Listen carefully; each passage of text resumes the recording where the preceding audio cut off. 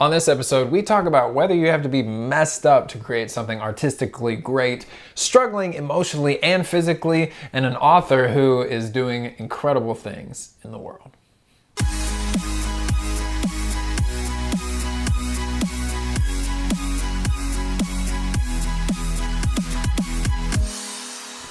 Hey everybody, and welcome to Finish Friday, the show that helps more creative people change more lives. I'm your host, Todd B from Tennessee, and you guys know I like to get a lot of my analogies from the gym, right? Like ever since Kate and I started going a lot, I think getting away from everything helps me come up with ideas, but I'm watching this one guy in strength class. So everybody's lined up in a row and I spot the guy in the mirror back there and he's like pushing to get up these weights, and like you can see it in his face. He probably hasn't been a part of the gym life very long, but he's in here and he's giving it everything he has to try and change who he is. And I'm looking at this and I'm thinking, when was the last time I creatively gave that much of myself to try and grow?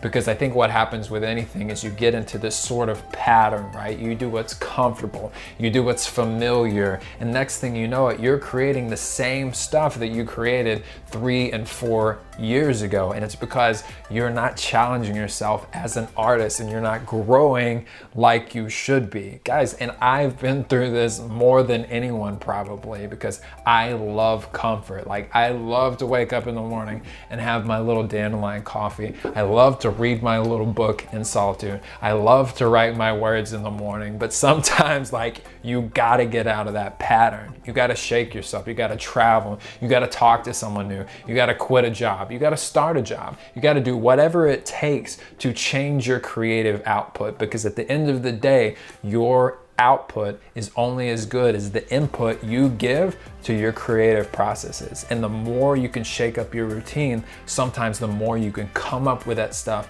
that will allow you to break through to better work. So sometimes it's not about the consistency, right? And I'm the consistency guy. Sometimes it's not about the routine. Sometimes it's about shaking it up. It's about feeling like you're about to die, lifting those 5-pound weights or 10-pound weights and doing the things that are necessary to make work that you have never made before. Because if you do what you always done, you get what you always gotten. And when you change the routine, you change your work, and then you change your life.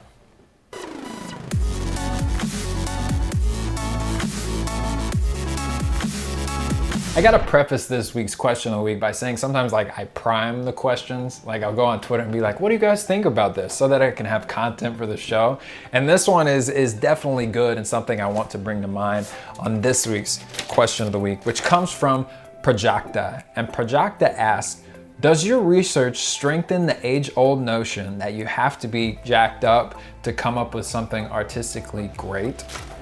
And so this comes from an enormous kind of post that I wrote a couple of weeks ago about why creative people tend to be emotionally disturbed. And of course, I will link that up down below so you can read the whole thing. But what I found is that it may not necessarily be that creative people become messed up or they become emotionally disturbed. It may be that some of us are already so emotionally sensitive that we are prone to suicide. You know, I think of Kurt Cobain, I think of Amy Winehouse, who wasn't necessarily, you know, she didn't commit suicide, but she had an early death. I think about Jimi Hendrix, right? And all of these people who are artistically great, but also suffered huge blows in their personal lives. And so the short answer to this question is no.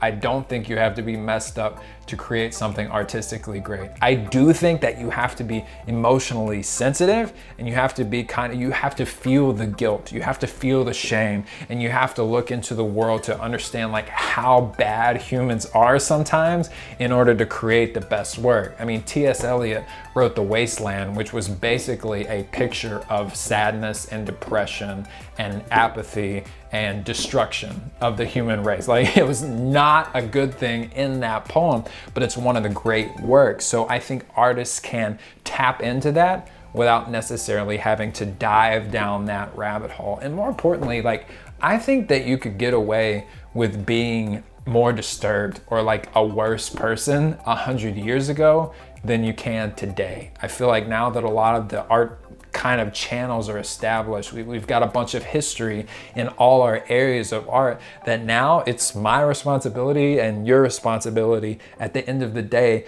you will also be judged as a human being. So if it's me, I will sacrifice great, relentless, nonstop work in order to be a good human being as well. So if you find yourself kind of running down that track of wanting to isolate yourself and wanting to leave everyone behind and circling that drain of depression and that negative circle, I gotta beg you to pull yourself out of that, because at the end of the day, your humanity is more important than your art. And if we can all start to find a little bit more balance, I think that as a community and as an artistic culture, we will all grow to the next level and build a new generation of better humans making better art.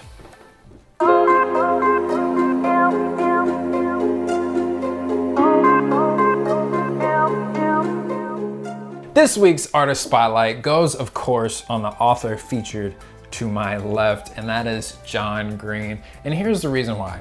My man has published 4 fiction books. Obviously, they're all outstanding, but I'm more impressed with his contribution to the educational community as a whole. If you guys haven't watched any of the Crash Course series on YouTube, and of course I'll roll some of that footage here, they cover everything from sex to capitalism to literature to history to movie making. And I love that Hank and John have kind of partnered with PBS to make the world a better place. Right? When I see platforms like YouTube and Instagram and Twitter, I see more of a way to get the world's knowledge into people like never before. So like with Crash Course, you don't have to go to a special college to learn everything you need to know. You just have to want to know it.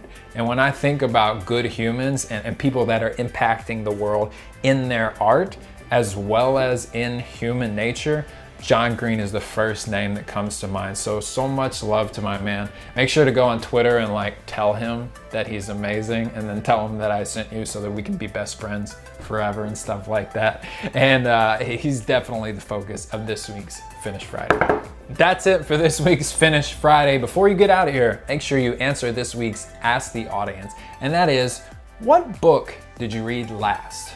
I have a to be read pile, which is stacked up to my eyebrows, but I'm always looking for more recommendations. So make sure to leave your comments down below. Let me know what you guys are reading so that I can pick it up and put it in the stack as well. Once again, I'm Todd B from Tennessee. Don't forget to thumbs up the show if you liked it, and I will talk with you next week.